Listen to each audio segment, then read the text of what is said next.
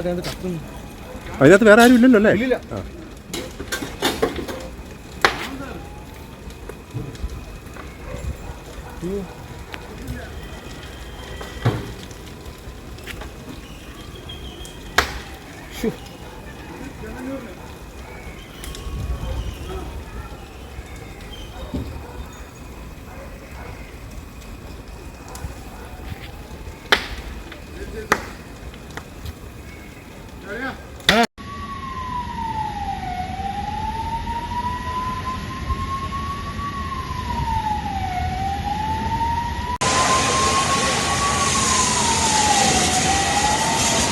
ഇത് നമ്മുടെ മുട്ടിയാറ 6 മൈൽ കഴിഞ്ഞ് കയറ്റം കയറിക്കൊണ്ടിരുന്നപ്പോൾ ടാങ്കർ ലോറിയിൽ പെട്ടെന്ന് തന്നെ അതിൻ്റെ അകത്ത് ക്യാബിൻ്റെ അകത്ത് ബാറ്ററിയിൽ പെട്ടെന്ന് തീപിടിക്കുകയും ഡ്രൈവറും സായും ചാടി ഇറങ്ങിയ വണ്ടി പെട്ടെന്ന് ഒതുക്കി സൈഡിൽ ചാടി ഇറങ്ങിയ വണ്ടിക്ക് പെട്ടെന്ന് തീപിടിക്കുകയുണ്ടായി.